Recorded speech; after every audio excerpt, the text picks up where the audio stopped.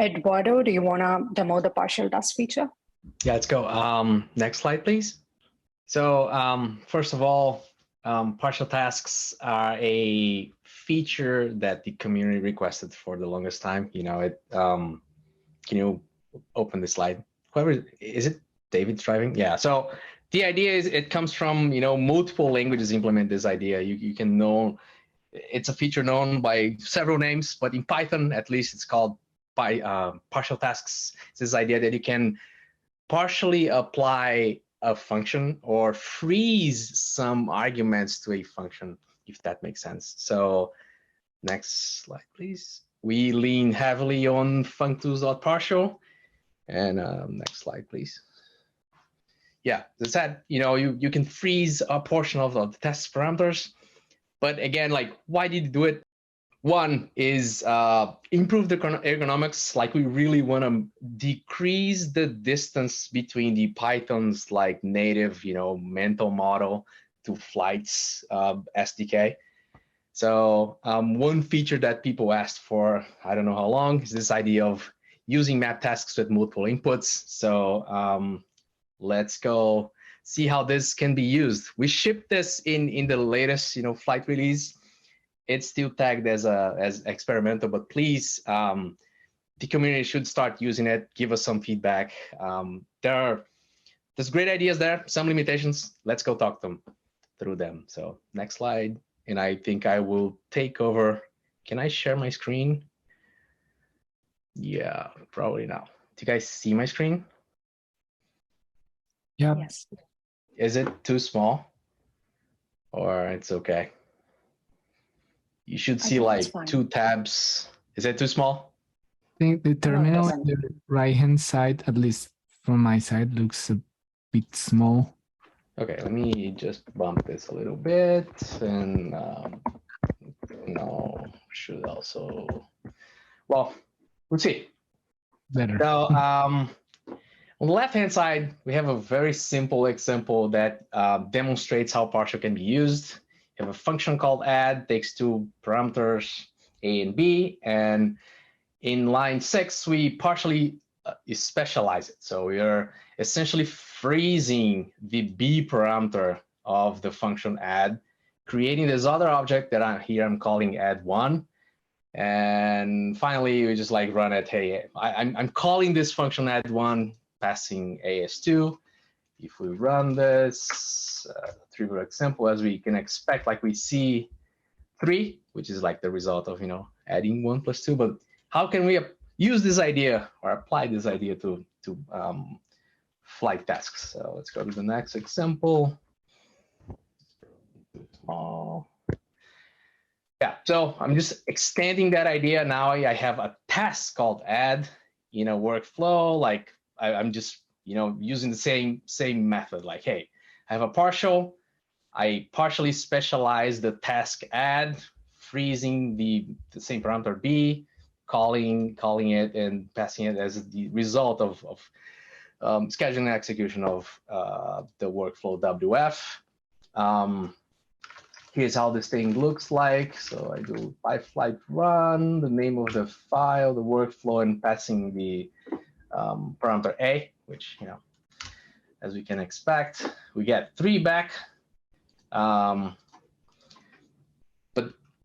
really, the sky is the limit with partial tasks. Let's go and talk about a more complicated example. So again, I'm just extending the same idea of like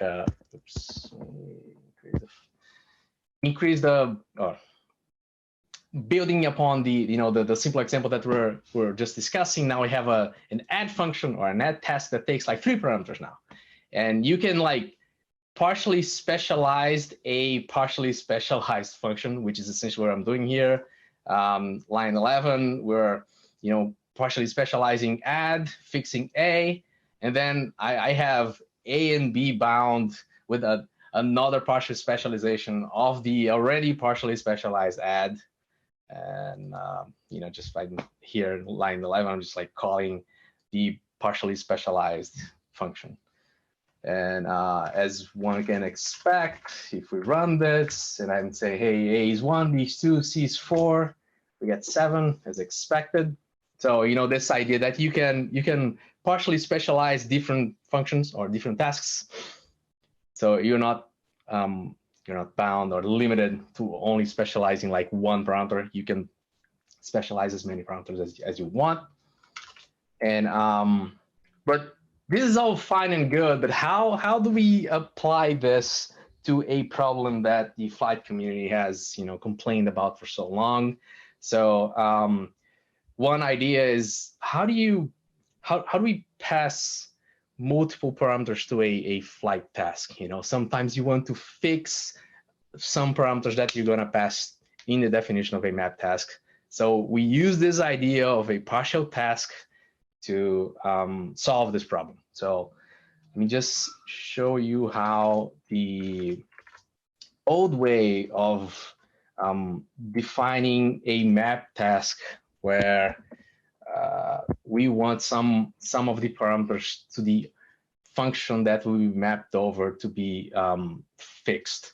So before let's read this workflow from bottom to top. So I have a workflow and I have this function called prepare map inputs, which takes the actual parameters that I'll be passing to the map task. Notice how the first one that I'm calling here list Q is of type list, and the other two like P and S are just like floats, things that I want to be fixed over in the function to the map task function that I'll be calling. So again, line 24, I'm just like preparing this boilerplate like structure that will be passed to the map task. So the map tasks, for those who are in the know, like this idea that you can similar to like how we have map in functional languages and in Python, where you have a function and you have an iterable, and you basically apply that function to that iterable.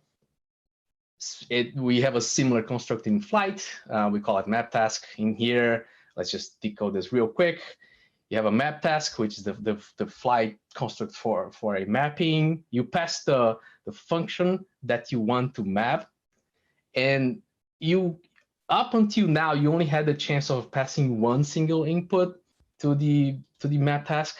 So notice how this example looks like. Like we have this prepare map inputs task that essentially returns a list of map inputs, and a map input is an int, price and a float in this example. But like notice how we're kind of like forcing the user to define some boilerplate just so they can pass a list and a bunch of fixed parameters to the map task. Compare that now to how much simpler expressing this using partial tasks is. So it's much more ergonomic, you know. We still, oops, let me increase the font here. You still have a map task, and here I'm partially specializing the function that I'm going to be mapping over. So let me do this. So I have a partially specialized function. It's still like the same function that takes like multiple parameters, but this time I'm saying, hey, price now is P, shipping is S. I don't have to worry about it.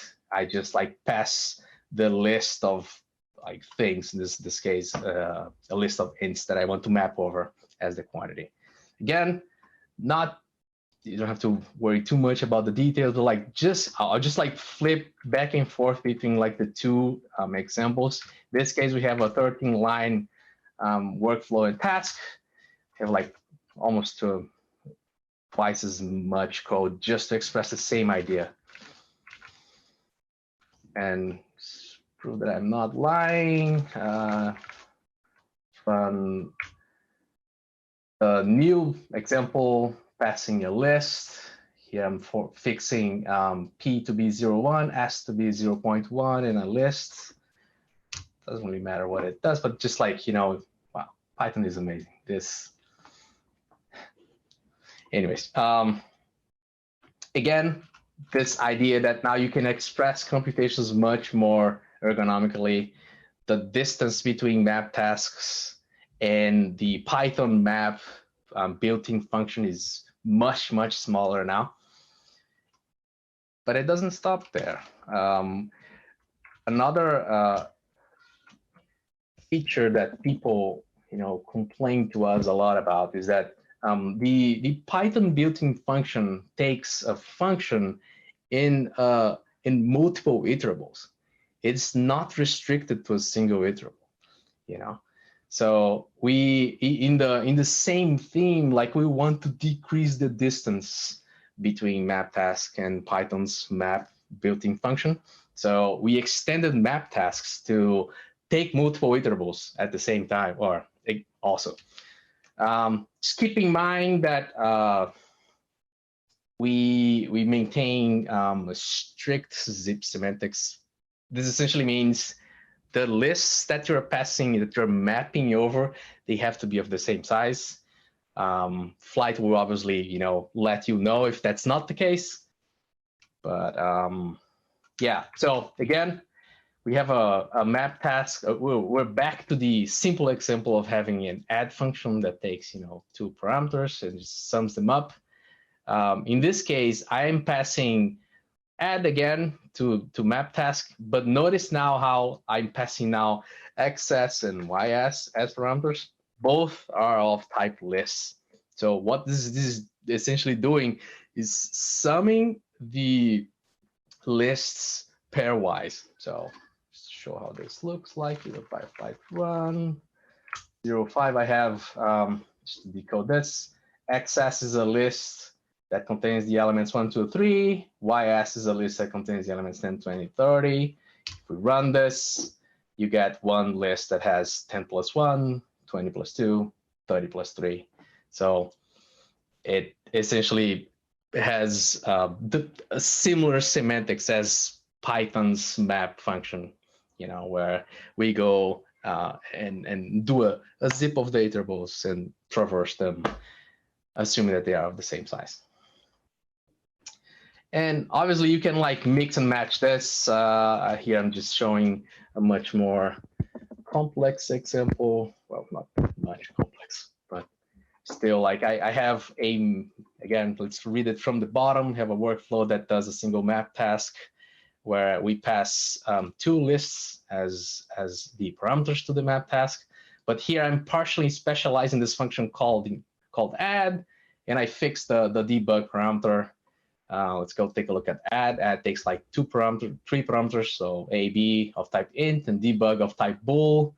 And if you're debugging, you just like print some debugging information, otherwise just like copy it. And let's take a look at how this looks like. It's 06. I'll probably have to decrease this a little bit. Yep. So first, I'm not going to set debug. Again, you get like the similar. So essentially, debug is set to false in this run that we just ran. But if we go and define debug, we get the debug information. Notice that everything that we talked about here is, I was running it locally, but everything that we talked about runs, in a real Flyte deployment the same way. And that's the end of the demo. Can we go back to the slides, please? Sorry, there's a bunch of questions, maybe? No. Great, awesome. Does anyone have any questions? I think that's a great step to ask that. Otherwise, just to reinforce what I already mentioned, we have a few limitations. One is notice how here